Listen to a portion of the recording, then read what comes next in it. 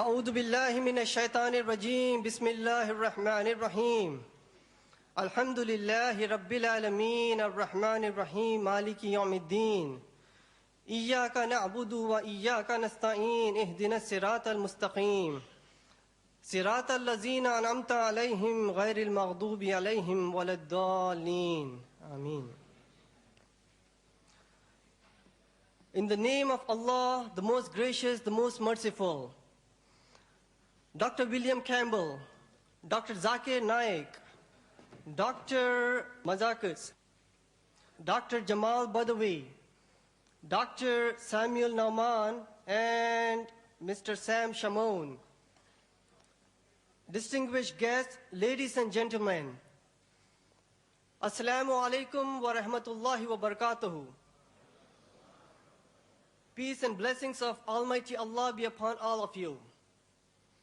On behalf of the organizers, the Islamic Circle of North America, I, Sayyid Sabil Ahmed, welcome all of you to this unique event, a dialogue on the topic, the Quran, the Bible in the light of science. Again, on behalf of Dr. Campbell, Dr. Zakir Naik, Islamic Circle of North America, this dialogue is being held in a spirit of friendship, understanding each other's viewpoints. A brief introduction of ICNA's activities, Islamic Circle of North America. The goals of Islamic Circle of North America are to motivate Muslims to perform their duty of being witnesses unto mankind, offering educational, training opportunities to increase the Islamic knowledge and to enhance the character.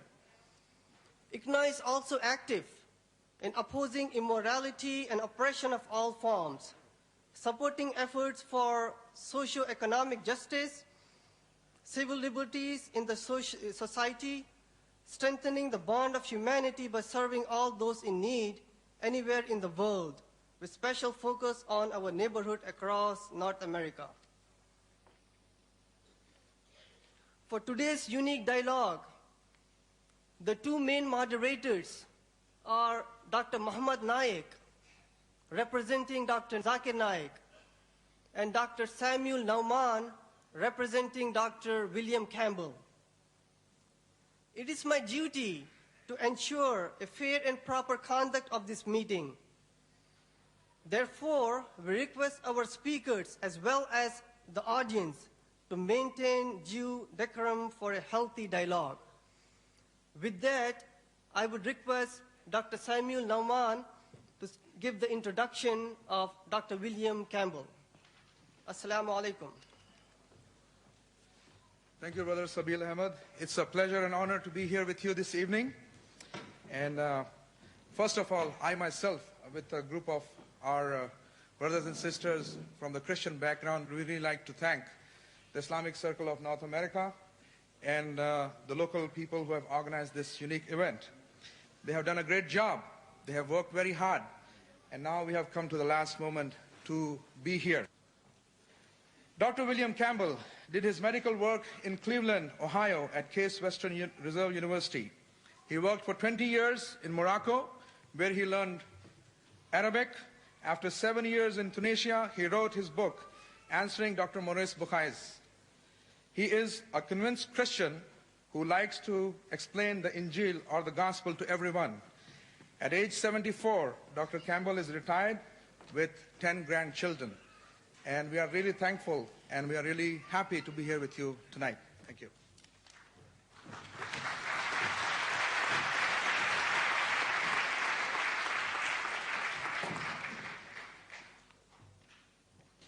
On behalf of the Islamic Research Foundation, I, Dr. Muhammad Naik,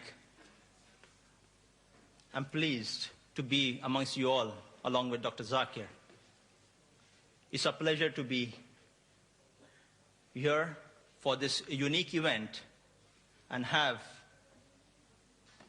the good pleasure of having scholars like Dr. William Campbell, Dr. Jamal Badawi, Dr. Mazakas, as well as my co-colleague, Brother Dr. Samuel Naman, you're with us.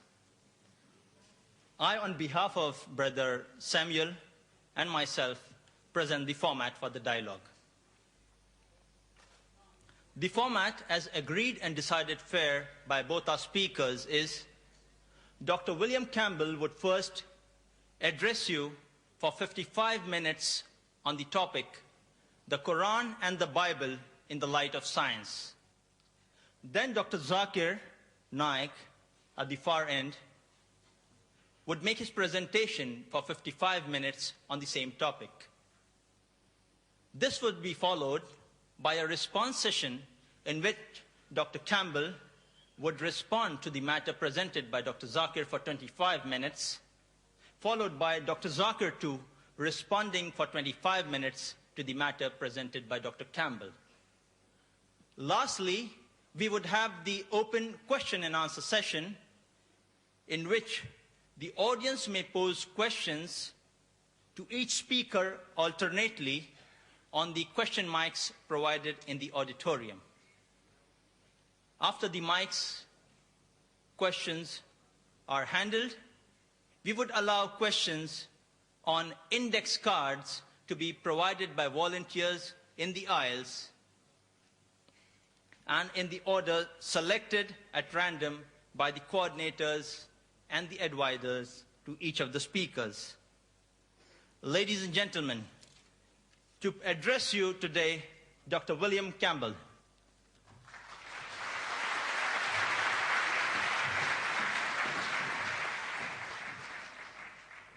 Greeting to Dr. Naik, who almost surely came the farthest. Greeting to Sabil Ahmed and Muhammad Naik. And greeting to the organizing committee. Calling this the ultimate dialogue is a bit of an exaggeration, but it is good advertising. And greetings to you, the audience. I'd like to also bring greetings in the name of Yahweh, or better known as Jehovah, the great Creator God who loves us. I wish to start by speaking about words. Tonight we are going to speak about the words of the Bible and the words of the Quran. The scholars of modern linguistics tell us a word, a phrase, or sentence means what it meant to the speaker and the person or crowd of people listening. In the case of the Quran, what it meant to Muhammad and those listening to it. In the case of the Bible, what it meant to Moses or Jesus or those listening to them. To check this, we have the context of all the usages in the Bible or the Qura. In addition, there is the poetry and letters of that century. For the Gospel, the 1st century AD. For the Quran, the 1st century of the Hijra. If we are going to follow the truth, we may not make up new meanings. If we are seriously after truth, there are no permissible lies. Here is an example of what I'm talking about. You can have the first slide here.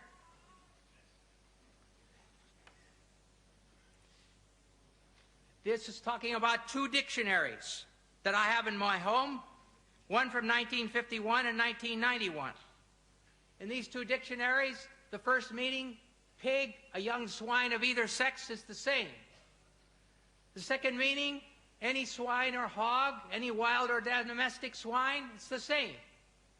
Third, the flesh of swine, pork, is the same. Then the meaning, a person or animal of piggish habits, it's the same. A person who is gluttonous. And down here, pouring metal into a pig for pig iron is the same. But over here is a new meaning, a police officer. You need to call the police officers pigs. All right, the question is, in the Torah, it says you can't eat pigs. Well, can I turn around and say, oh yes, that means police officers, you can't eat police officers? Of course not. In the Quran, Allah says can't eat pigs. Can I translate it, can't eat police officers? No.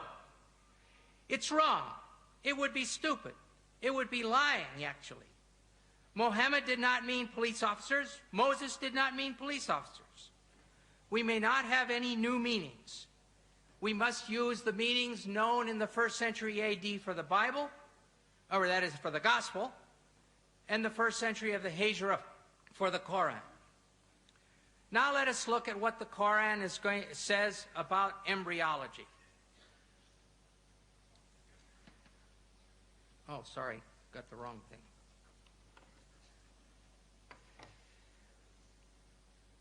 It has been said that the idea of the embryo developing through stages is a modern one, and that the Quran is anticipating modern embryology by depicting differing stages.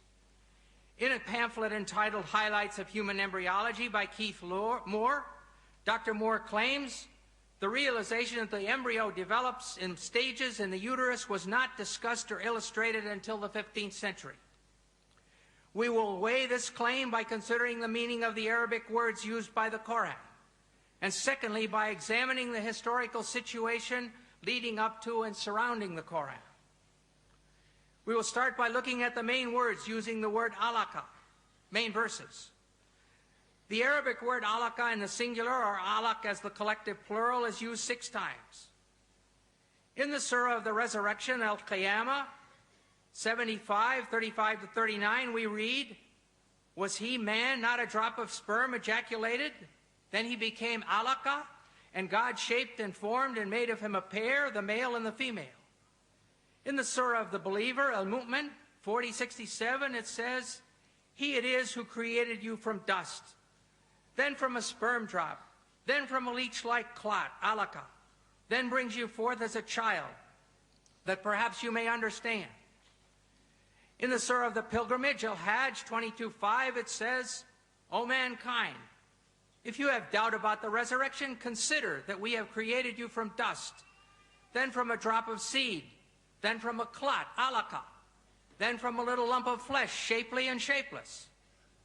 And finally, the fullest treatment is in the Surah of the Believers, Al-Mu'minun, 23:12 to 14, which reads, "Verily, we created man from a product of wet earth, then placed him as a drop of seed in a safe lodging.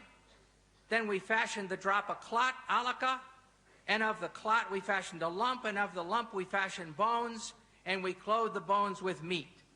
Then we produced it as another creation." And here you have the stages according to the Quran. Nutfa, sperm; alaka, clot; mudagha, piece of meat; adam, bones; and the 5th stage, dressing the bones with muscles. Over the last 100+ years, this word alaka has been translated as follows. There's 10 translations here. I'm not going to read them all. 3 are in French, where it says un gomo de sang, or a clot of blood. 5 versions are English, where it's either clot or leech-like clot. 1 version is in Indonesian, at the bottom there, Sigampal Dara, lump of or clot of blood. And the last one is Farsi, Khun Basta, a clot of blood. As every reader who has studied human reproduction will realize, there is no stage as a clot during the formation of a fetus. So this is a very major scientific problem. In the dictionaries of Wer and Abdanur, the only meanings given for alaka in this feminine singular are clot and leech. And in North Africa, both of these meanings are still used. Many patients have come to me to ask for a clot to be removed from their throat. And many women have come to me and told me their period didn't come. When I say, "I'm sorry, I can't give you medicine to bring your period because I believe that's a baby," they would say, "Mazel dim, it's still blood." So they were understanding these ideas of the Quran. Lastly, we must consider the first verses which came to Muhammad in Mecca. These are found in the 96th surah called alaq, clots, from the very word that we're studying. In 96:1-2 we read, "Proclaim, in the name of your Lord who created man from alaq." Here the word is in the collective plural.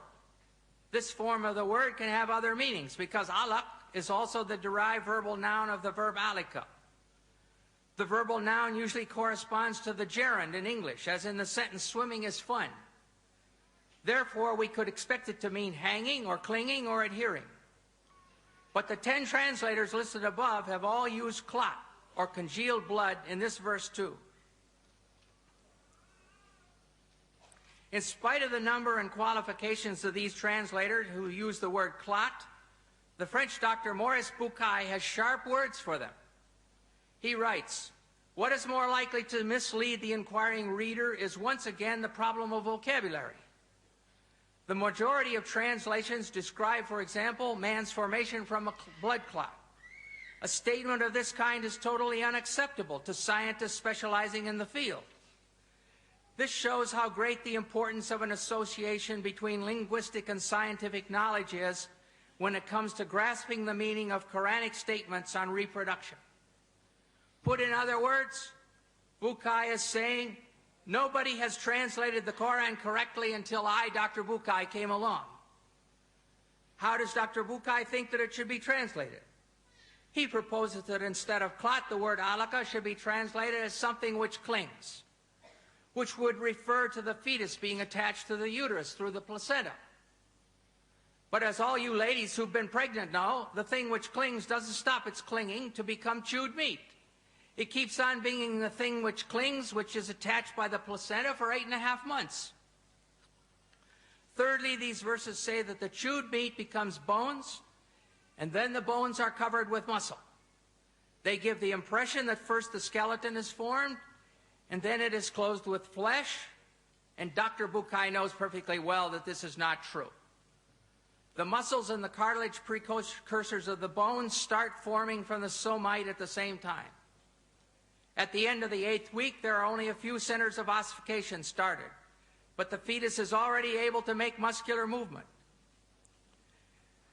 In a personal letter from Dr. T.W. Sadler, who's associate professor in anatomy and the author of Langman's Medical Embryology, Dr. Sadler states, at the 8th week post-fertilization, the ribs would be cartilaginous, not bone, and muscles would be present.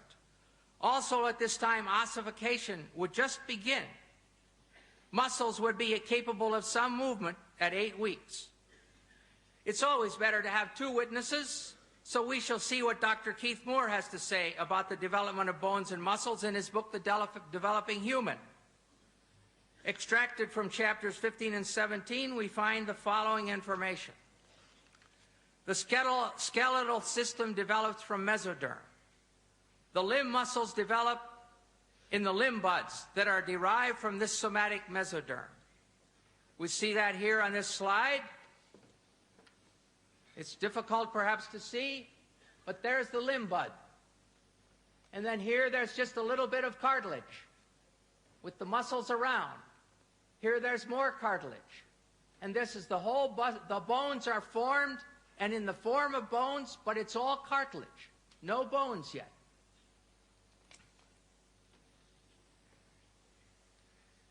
This second slide shows how it forms. Here's the cartilage. Now, just the bone looks like cartilage. And then it starts to have some calcium deposited. And then it starts to have ossification and bone formed.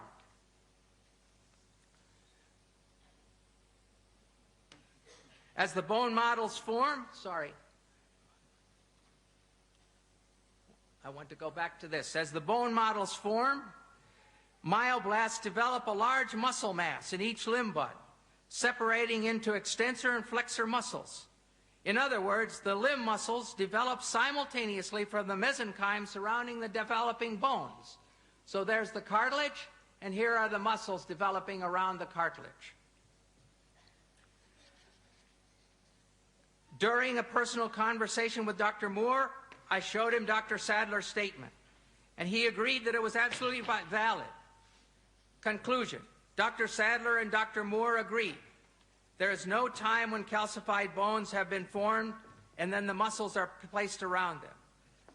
The muscles are there several weeks before there are calcified bones, rather than being added around previously formed bones as the Quran states. The Quran is in complete error here. The problems are far from being solved. Let us return to alaka. Dr. Moore also has a suggestion. He says another verse in the Quran refers to the leech-like appearance and the chewed-like stages of human development. From this definition, Dr. Moore has gone ahead to propose that a 23-day embryo, 3 millimeters long, that's 1/8 of an inch. I can hardly put my fingers that close together without touching. This is Carnegie stage 10, shown on the inside cover of Moore's book. This is the beginning, and here's the sperm entering the egg. So that's stage 1. Comes down here to stage 6 in the 2nd week. And here's the 3rd week. And there's stage 10, and here is day 23. And this is what Dr. Moore wants to say looks like a leech. If we look further, though, and look at the X-ray, here's day 22, and the backbone is still open. And when we look at day 23, the backbone is open there, and it's open there, and the head is wide open. It doesn't look like a leech at all. And if you keep on, and this is a diagram of it. The head is open, the rostral neuropore. And finally, this diagram shows there is the 20-day embryo. It's got a yolk sac. It's got an umbilicus. It doesn't look like a leech at all.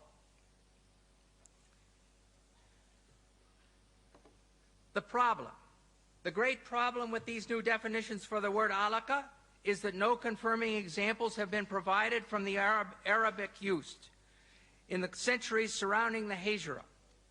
The only way to establish the meaning of the word is by usage. The only way to establish whether the singular form alaka can mean a 3-millimeter embryo or the thing that clings is to bring sentences demonstrating this usage from the literature of the Arabs of Mecca and Medina close to the time of Muhammad, especially from the language of the Quraysh. This will not be an easy task because much work has already been done on the clear Arabic of the Quraysh. The early Muslims understood intuitively the need to know exactly what the Quranic words mean, and for this reason they made comprehensive studies of their language and poetry.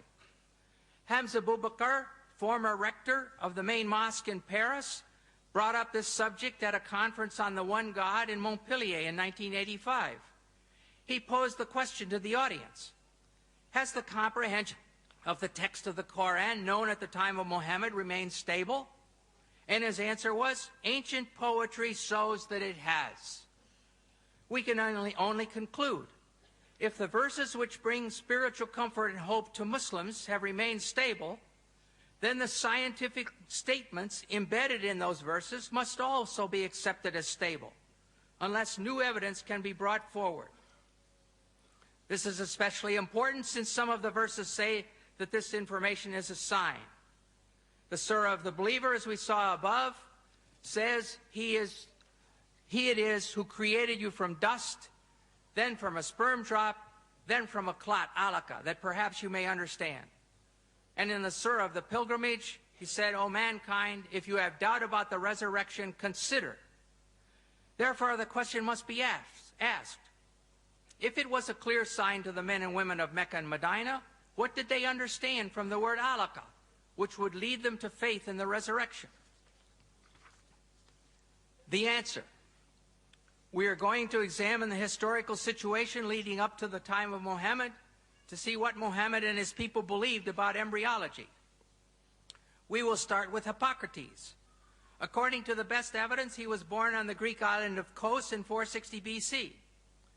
And he has stages. His stages are as follows.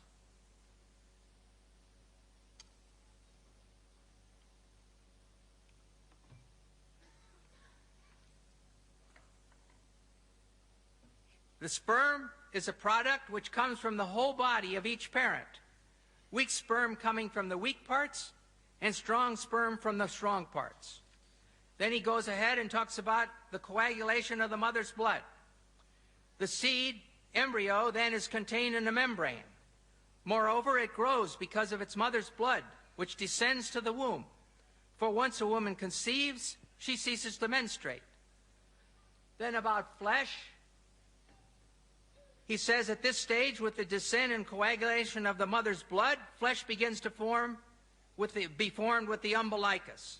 And lastly, bones, he says, as the flesh grows, it is formed into distinct members by breath. The bones grow hard and send out branches like a tree. Next, we will look at Aristotle. In his book on the generation of animals, sometime about 350 BC, he gives his stages of embryology. And he talks about first semen and menstrual blood, or catamenia.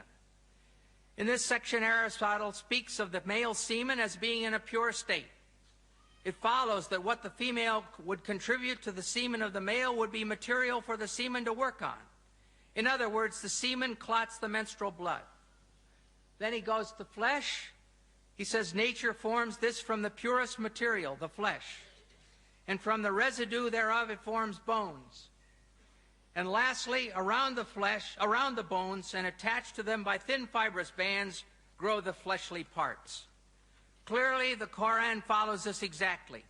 Sperm clotting the menstrual blood, which forms meat, then the bones are formed, and lastly, around about the bones grow the fleshly parts. Next, we will consider Indian medicine. The opinion of Charaka in 123 AD and Susruta is that both the male and female contributed seed. The secretion of the male is called the sukra, semen. The secretion of the woman is called artava or sanita, blood, and it is derived from the blood by way of food, by way of blood. Here we see that in the medicine of India, they too had the idea that the child was formed from semen and blood. Now we shall look at Galen. Galen was born in 131 AD in Pergamum, northern Bergama in Turkey. Galen says on semen, the substance from which the fetus is formed is not merely menstrual blood, as Aristotle maintained, but menstrual blood plus the two semens. The Quran agrees with Galen here when it says in Surah 76:2, "We created man from a drop of mingled sperm." Now we'll look at the Galen stages. Galen also taught that the embryo developed in stages. The first is that in which the form of the semen prevails. The next stage is when it has been filled with blood, and heart and brain and liver are still unarticulated and unshaped. This is the period that Hippocrates called fetus. The Quranic Surah 22:5 reflects this saying. Then out of a morsel of flesh, partly formed and partly unformed. And now the third period of gestation has come. Nature caused flesh to grow on and around all the bones. We saw above that the Quran agrees with this in Surah 23:14, where it says, "And we clothe the bones with meat." The fourth and final period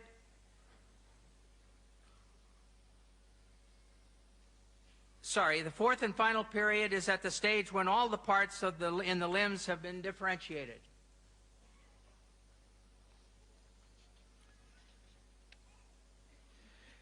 Galen was so important in medicine that just about the time of the Hijra, 4 leading medical men in Alexandria, Egypt, decided to form a medical school, using 16 books of Galen as the basis of the studies. This continued up to and including the 13th century. We must now ask ourselves, what was the political, economic, and medical situation in Arabia at the time of Muhammad? From the Hadramaut in Yemen, the caravans of the spice trade passed north through Mecca and Medina and then reached into all of Europe. In North Arabia, in about 500 AD, the Ghassanids took over, and by 528, they controlled the Syrian desert over to the outskirts of Medina. Syriac, a form of Aramaic related to Arabic, was their official language. As early as 463, the Jews translated the Torah and Old Testament from Hebrew into Syriac. The British Museum has a copy. This made it available to the Ghassan, who were Christians, and to the Jewish tribes in Arabia. During this time, Sergius al-Rasaini, who died in Constantinople in 536, one of the earliest and greatest translators from Greek into Syriac, translated various works on medicine, including 26 works of Galen. This made them available in the kingdom of Khosrow I in Persia and to the Ghassan tribe whose influence extended to the outskirts of Medina. Khosrow I, Arabic Kisra, king of Persia, was known as Khosrow the Great. His troops conquered areas as far away as Yemen, and he also loved learning and started several schools. The school of Jundi Shapur became, during Khosrow I's long reign of 48 years, the greatest intellectual center of the time. Within its walls, Greek, Jewish, Nestorian, Persian, and Hindu thought and experience were freely exchanged. Teaching was done largely in Syriac, from Syriac translations of Greek texts. This meant that Aristotle, Hippocrates, and Galen were readily available when the medical school at Jundi Shapur was operating during his reign. The next step was that the conquering Arabs compelled the Nestorians to translate their Syriac texts of Greek medicine into Arabic. The translation from Syriac to Arabic was easy, as the two languages had the same grammar. Concerning the local medical situation during Muhammad's life, we know there were physicians living in Arabia during this period. Harith ben Khalada was the best educated physician trained in the healing arts. He was born about the middle of the 6th century at Taif in the tribe of Bani Thaqif. He traveled through Yemen and then Persia, where he received his education in the medical sciences at the great medical school of Jundi Shapur, and thus was intimately acquainted with the medical teachings of Aristotle, Hippocrates, and Galen. Having completed his studies, he practiced as a physician in Persia, and during this time he was called to the court of King Khosrow, with whom he had a long conversation. He came back to Arabia about the beginning of Islam and settled down at Taif. While there, Abu al-Khair, a king of Yemen, came to see him in connection with a certain disease, and on being cured, rewarded him with much money and a slave girl. Though Harith ben Khalada did not write any book on medicine, his views on many medical problems are preserved in his conversation with Khosrow. About the eye, he says that it is constituted of fat, which is the white part. And then the second is constituted with water, which is the black part, and of wind, which constitutes the eyesight. Well, these things we know to be wrong now, but this was Greek thought.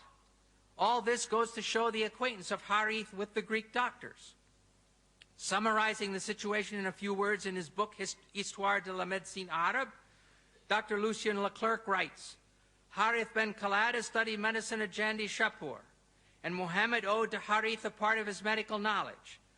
Thus, with the one as well as the other, we easily recognize the traces of Greek medicine. Sometimes Muhammad treated the sick, but in the difficult cases, he would send the patients to Harith. Another educated person around Muhammad was Nadir bin Harith. Not related to the doctor, he was a Qurayshite and cousin of Muhammad, and had also visited the court of Khosrow.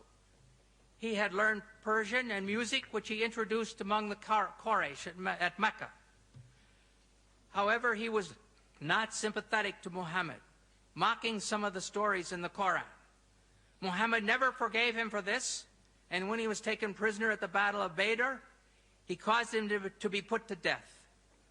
In summary, we see that 1, Arabs living in Mecca and Medina in 600 had political and economic relations with people from Ethiopia, Yemen, Persia, and Byzantine. A cousin of Muhammad knew Persian well enough to do his musical studies in it. 3, the Ghassan tribe, which ruled the Syrian desert over to the gates of Medina, used Syriac, one of the main languages used to teach medicine in Jundi Shapur, as their official language. An ill king of Yemen came to Taif to consult the physician Harith ben Khalada, who had been trained where? At Jundi Shapur, the best medical school in that world, and to whom Muhammad sometimes sent patients. 5, during Muhammad's lifetime, a new medical school was established in Alexandria, using the 16 books of Galen as their texts. This all shows that there was ample opportunity for Muhammad and the people around him to have heard of the embryological theories of Aristotle, Hippocrates, and Galen when they went to seek treatment from Harith ben Kalada and other local doctors. Thus, when the Quran says in the late Meccan Surah of the Believer, 40:67, He it is who created you from dust, then from a sperm drop, then from a leech-like clot, that perhaps you may understand. And then in the Surah of the Pilgrimage, O mankind, if you have doubt about the resurrection, consider what we have created, that we have created you from dust. It is correct for us to ask again, what were they to understand? What were they to consider? And here are the Quranic stages again. Nutfa sperm, alaka clot, mudagha piece of meat, adam bones, and 5, dressing the bones with muscles. The answer is very clear. They were understanding and considering that which was common knowledge, the embryological stages as taught by the Greek physicians. I don't mean that Muhammad's listeners all knew the names of the Greek physicians, but they knew the embryological stages of the Greek physicians. They believed that the male sperm mixed with the female menstrual blood to cause it to clot, and this became the baby. 2, they believed there was a time when the fetus was formed and unformed. 3, they believed the bones formed first and then were covered with muscle.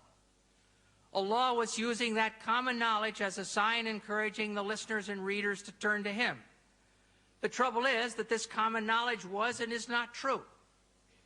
Arab physicians after Muhammad. We must now look at 2 well-known physicians from the period after Muhammad. Obviously, they had no effect on the Quran, but they demonstrated that faith in the embryological ideas of Aristotle, Hippocrates, and Galen continued among the Arabs right up to the 1600s. If the correct translation of alaka is leech-like substance, as modern Muslims like Shabir Ali claim, there is no place where these post-Quranic doctors said so. In fact, it's just the opposite. The ideas of these Greek physicians were being used to explain the Quran, and the Quran was quoted to enlighten the meaning of the Greek physicians. The human being takes its origin from 2, this is speaking about Ibn Sina, or Avicenna. The human being takes its origin from 2 things. The male sperm, which plays the part of factor. The female sperm, first part of the menstrual blood, which provides the matter.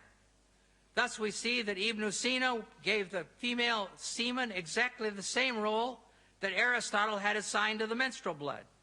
It is difficult to overstate the importance of Ibn Sina as a scientific and philosophical authority for the pre-modern Europeans. Then we're going to look at Ibn Qayyim al-Jawziyah. Ibn Qayyim took full advantage of the agreement between Quranic revelation and Greek medicine. This is not very clear, probably, but the Hippocrates is in purplish, and the Quran is in bold type, green, and the Hadiths is in purple, and commentaries are in red, and his own thoughts in sort of a blue-green. So it starts out, he says, Hippocrates said in the 3rd chapter of Kitab al-Jinnah, al-Ajinnah, the semen is contained in a membrane, and it grows because of the blood of its mother, which descends to the womb. Some membranes are formed at the beginning, others after the 2nd month, and others in the 3rd month. And this phrase about the blood descending to the womb, we saw it when we looked at Hippocrates' slide. That is why God said, here the Quran is mentioned, He creates you in the womb of your mothers, by one formation after another, in 3 darknesses. That's Quran 39:6. Then He gives His own ideas. Since each of these membranes has its own darkness, when God mentioned the stages of creation and transformation from one state to another, He also mentioned the darknesses of the membranes. Most commentators explain, and here are the words of the commentators, it is the darkness of the belly, and the darkness of the womb, and the darkness of the placenta. In a second example, we read, Hippocrates said, the mouth opens up spontaneously, and the nose and ears are formed from the flesh. The ears are opened, and the eyes, which are filled with a clear liquid. The prophet used to say, I worship Him who made my face and formed it and opened my hearing and eyesight, and so forth. Here we look at Hippocrates again. And there in the second stage is the same thing we just read. Ibn al-Qayyim is quoting Hippocrates and speaks of the mother's blood descends around the membrane. He could do this, as we have seen, because the educated people of Muhammad's time were familiar with Greek medicine. However, what is important for us here today to realize is that there is no place where the Quran corrected Greek medicine. There is no place where Ibn Qayyim was shouting, "Hey, you guys, you've got this all wrong. The correct meaning of alaka is that which clings or leech-like substance." On the contrary, Ibn Qayyim was demonstrating the agreement between the Quran and the Greek medicine, their agreement in error. A final witness is the commentary of Baidawi in 1200 AD. Here we have the commentary, we have the Quran here, and we have his commentary, and here it's been translated, and he says, then from alaka, a piece of solid blood is his explanation of alaka. Alaka is underlined, that's from the Quran. And here's his explanation, a piece of solid blood. Then he goes on, then from a piece of meat from the Quran. A piece of meat originally as much as can be chewed, and so forth.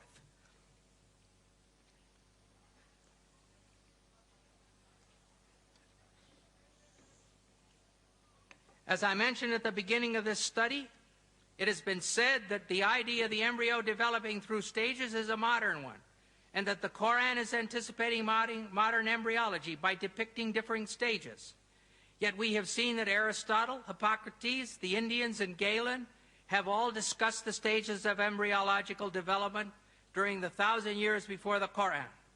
And after the coming of the Quran, the account of the different stages, as described by the Quran and the Greek doctors, was carried on in the teachings of Avicenna and Ibn Qayyim, and is essentially the same as that taught by Galen and those preceding him. Concerning the bone stage, it's clear, as Dr. Moore demonstrated so capably in his textbook, that muscles start forming from the somites at the same time as the cartilage models of the bones. There's no bone stage where there's a skeleton sitting here and then the muscles are plastered around it. It's equally clear that alaka in the Quran means clot, and that the Quraysh who heard Muhammad speaking understood him to be referring to the menstrual blood as the female contribution to the developing baby. Therefore, we can conclude that during all these years, the Quranic verses on embryology, saying that man is created from a drop of sperm which becomes a clot, were in perfect accord with the science of the first century of the Hijra, of the time of the Quran. But when compared with the modern science of the 20th century, Hippocrates is in error, Aristotle is in error, Galen is in error, and the Quran is in error. They are all in serious error.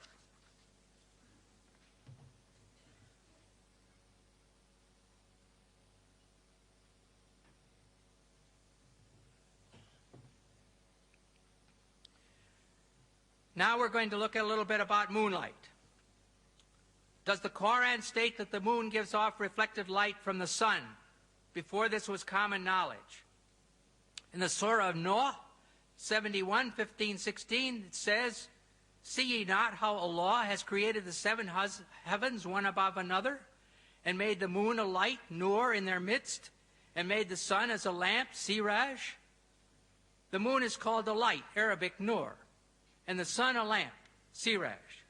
Some Muslims claim that since the Quran uses different words, speaking about the light of the sun and the light of the moon, it reveals that the sun is a source of light, while the moon only reflects light.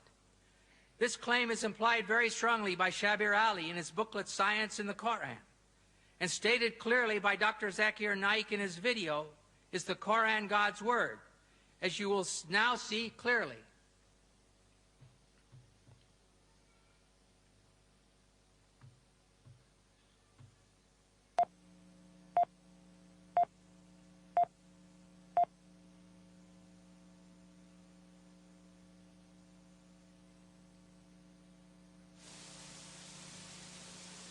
The light that we have, the light that we obtain from the moon, where does it come from?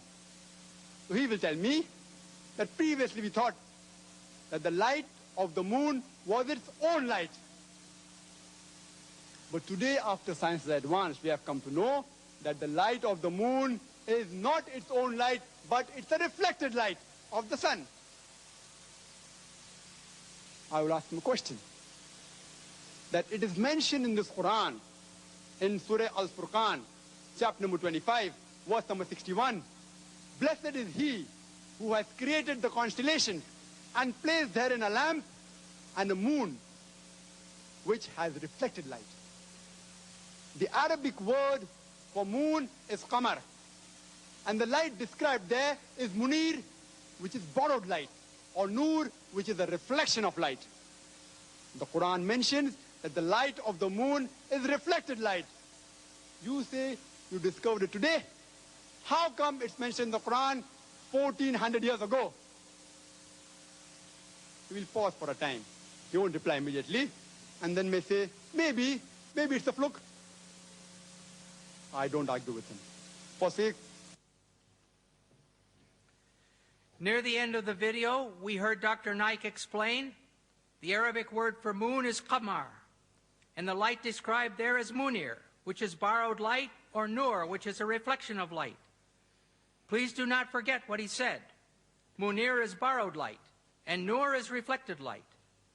Not only is this claimed to be a statement in keeping with scientific truth, but it is also claimed to be scientifically miraculous, since this was supposedly only discovered relatively recently.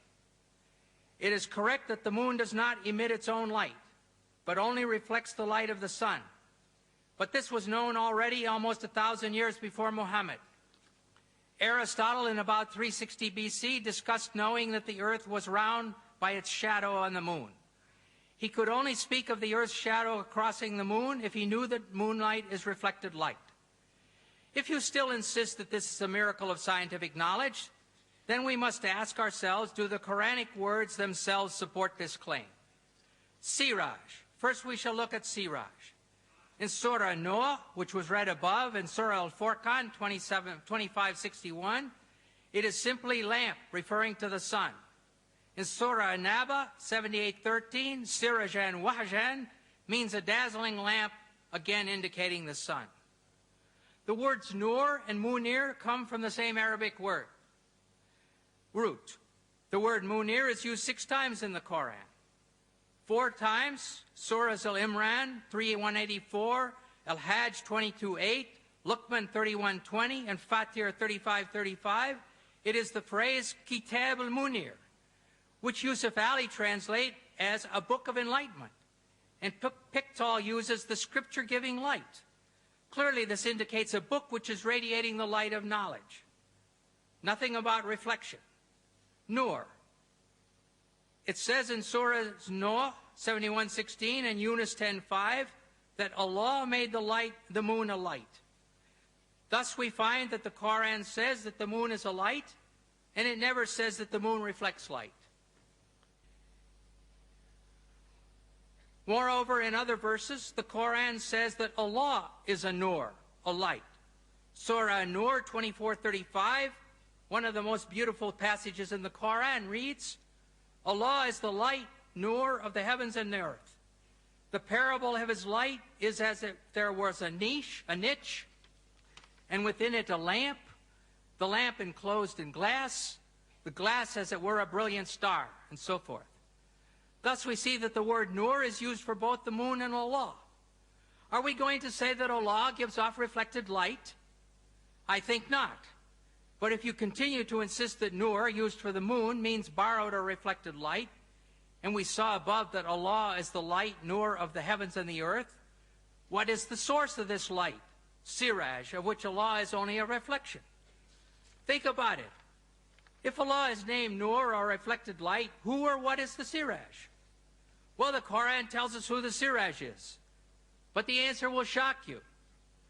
In Surah Al-Ahzab 33, 45, 46, we find, O Prophet, truly we have sent thee as a witness, a bearer of glad tidings and a warner, and as a lamp spreading light.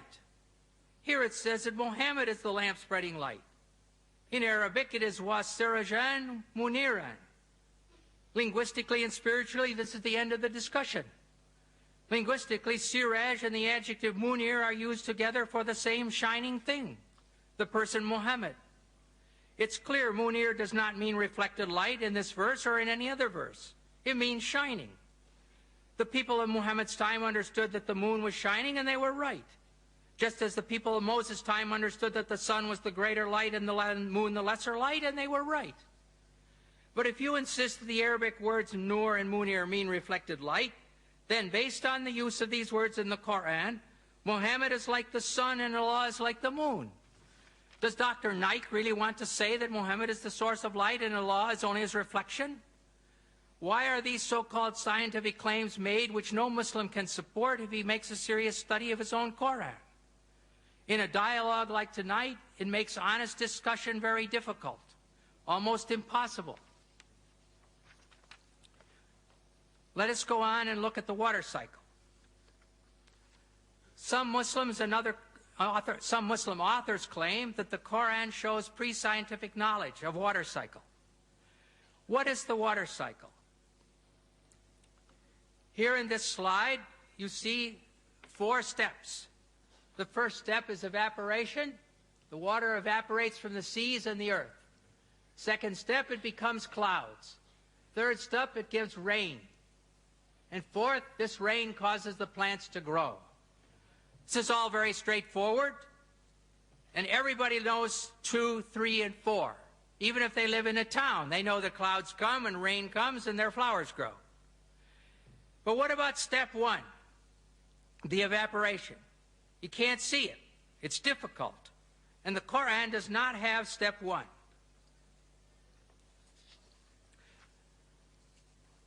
Now we're going to look at a prophet from the Bible, a prophet from 700 BC, Prophet Amos, and he writes, "He who made the Pleiades and Orion, who turns blackness into dawn and darkens day into night, and then who calls for the waters of the sea," stage 1, "and pours them out over the face of the land," stage 3.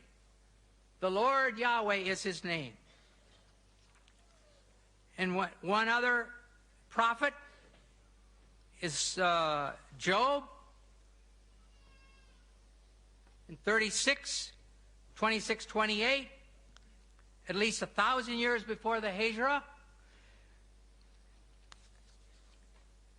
He says, "How great is God, beyond our understanding. The number of his years is past finding out."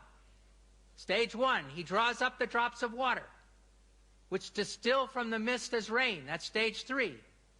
And then the clouds are mentioned, stage 2, which pour down their moisture and abundant showers fall on mankind.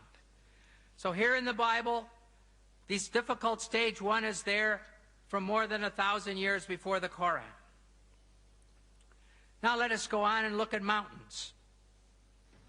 The Quran has more than a dozen verses stating that God placed firm and unmovable mountains on the earth.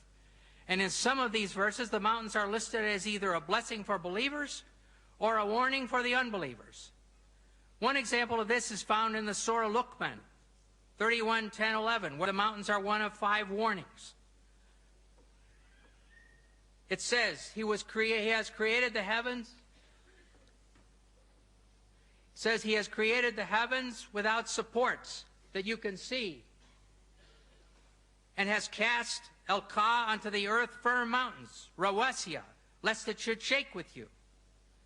In the prophets, the Al-Anbiya, 21:31, as one of 7 warnings, we read, "And we have set on the earth firm mountains, lest it should shake with them."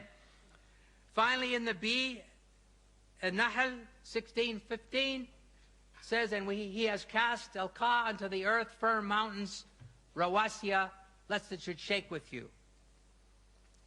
We see then that the believers and unbelievers are told that Allah has done this great thing. He's thrown down and placed the mountains so that the earth will not shake violently with them. Therefore, we must ask ourselves, what did they understand? In the next 2 verses, another picture is given. The news, An-Naba 78:6-7. "Have we not made the earth an expanse and the mountains as stakes, al-jibala otadan, as those used to anchor a tent in the ground. And then the overwhelming, al-ghashiyah, 88, 17, 19. Do they, the unbelievers, not look at the mountains, al-jibal, how they've been pitched like a tent? Here men are told that the mountains are placed as tent pegs. Tent pegs keep the tent stable. So again, the idea is put forward that the mountains will keep the earth from shaking.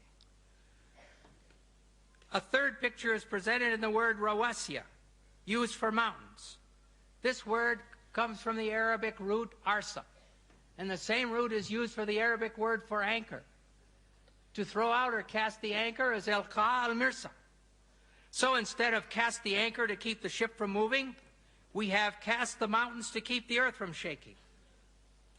From these pictures, it is clear that Muhammad's followers understood that the mountains were thrown down like tent pegs to keep a tent in place, like an anchor to hold a ship in place, to stop the earth from moving, i.e. limit earthquakes.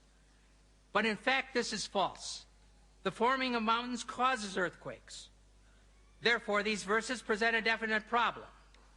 Dr. Maurice Bukai recognized this and discussed them in his book, The Bible, the Quran, and Science. After quoting the above verses about mountains, he says, modern geologists describe the folds in the earth as giving foundation to the mountains, and the stability of the earth's crust results from this phenomenon of these folds. When asked about this, Professor of Geology Dr. David A. Young says, while it is true that many mountain ranges are composed of folded rock, and the folds may be of large scale, it's not true that the folds render the crust stable. The very existence of the folds is evidence of instability in the crust. In other words, mountains don't keep the earth from shaking. Their formation caused and still causes the surface of the earth to shake. Geological theories at the present time propose that the hardened crust of the earth is made of sections or plates, which slowly move in relation to each other. Sometimes the plates separate, like North and South America separating from Europe and Asia, and Europe and South Africa. And sometimes they go together, and they slide next to each other, and they bump into each other. And then they cause earthquakes. An example this time of mountain formation is found in the Middle East, where the migration of Arabia toward Iran has resulted in the Zagros range in Iran. In many parts of the world, as one travels along the roads, one sees a hillside where the sandstone layers, which were horizontal when they were deposited, are now sticking up at angles. And so here you can see these sandstone layers, which were horizontal in the beginning, now they're sticking up at 75 degrees, where they were pushed up there by an earthquake, by the mountains being formed. Sometimes the plates get caught on each other and stop sliding. During this period, great forces are built up. When the forces of friction are overcome, the piece of plate that was stuck lurches forward, causing the shock wave of a thrust quake. And all of a sudden it goes thunk like this. In a recent earthquake, it was calculated that the Cocos plate in Mexico suddenly jumped forward 3 meters. Well, if your house suddenly jumped 3 meters, it would be a catastrophe. Another type of mountain is that formed by volcanoes. Lava and ash from inside the earth are thrown out and piled up until a high mountain is formed, even from the bottom of the sea. And we can see this kind of action in this picture. I hope you can see it. Not clear, is it?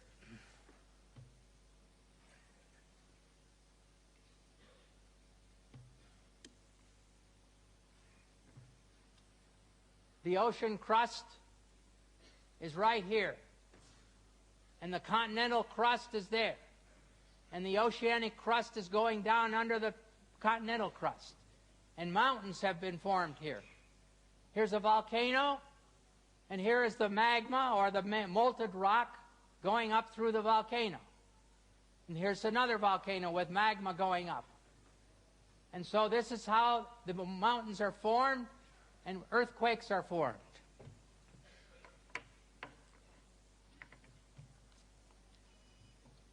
In the case of some igneous mountains, molten rock intrudes into the throat of a volcano opening and cools, form a relatively dense intrusion, which extends below the surface of the earth.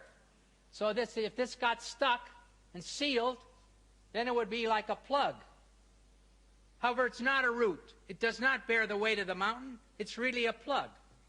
Therefore, on occasion, pressure builds up under the plug, and the volcano explodes, as happened in the South Pacific at Krakatoa in 1883, when the whole island was blown away.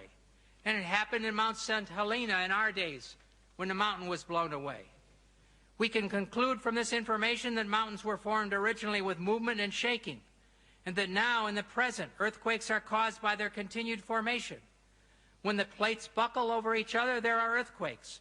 When the volcanoes erupt, there can be earthquakes.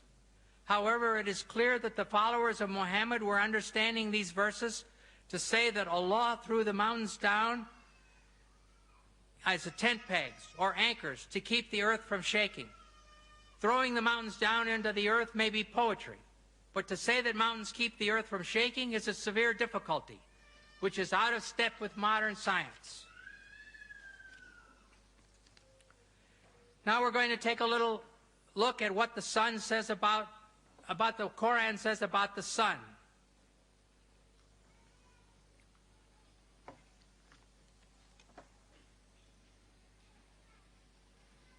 In the Surah of the Kahf, 1886, it says, until when Zul Qarnayn, that's Alexander the Great, reached the setting of the sun, he found it set in a spring of murky water. I'm sorry. In 20th century science, the sun does not set in a spring of murky water.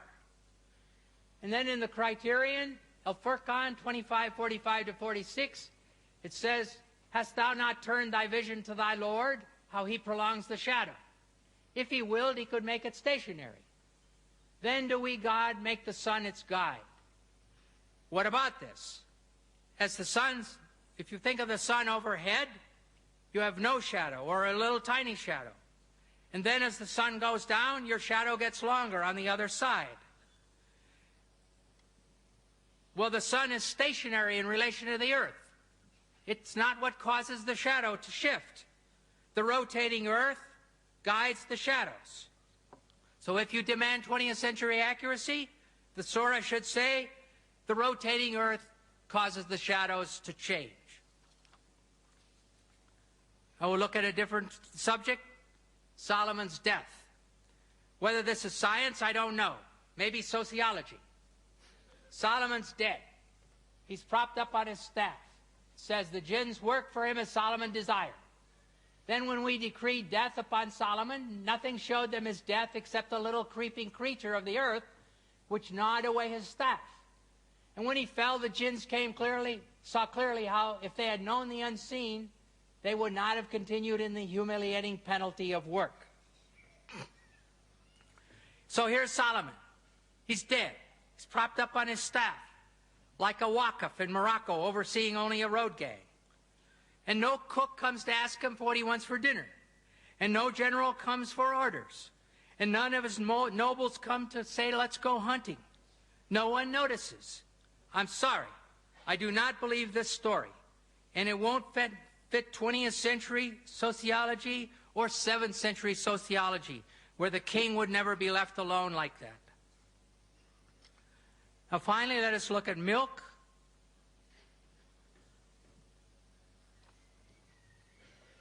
It says in the Surah of the Bee, An-Nahl 1666, we pour out to you from what is within their cattle, in their abdomen, the cattle's abdomen, between excretions and blood, milk, pure and agreeable to the drinkers.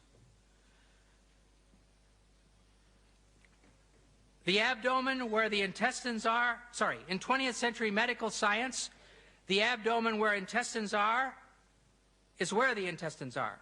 The mammary glands are under the skin. In humans, they're under the skin here. In cattle, they're under the skin between the legs. No connection. There's no connection between the breasts and the intestines and their feces in any way. Feces, though in the body, it really is outside of the animal. Animal's finished with it. It's not connected to milk or to anything else. And finally, going to look at communities. The Surah of the Cattle, Al-An'am 638, there is not an animal on the earth, nor a being that flies on two wings, but forms communities like you.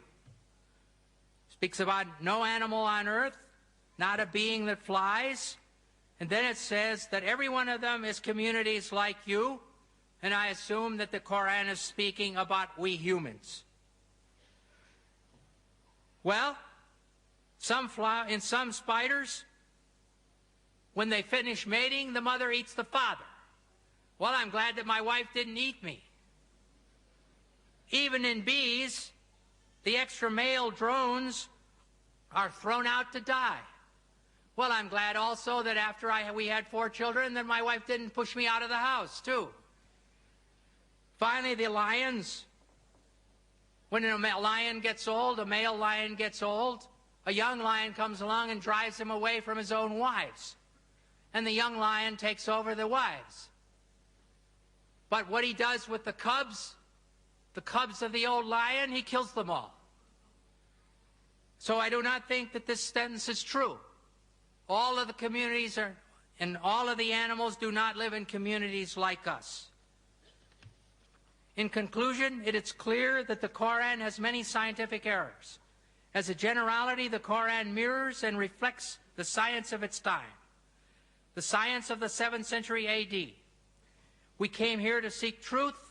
I've done my best to present valid information. If you want to see all the references, my book, The Quran and the Bible in the Light of History and Science, is for sale outside that door at a bargain price tonight. May the God of all truth guide you. Thank you.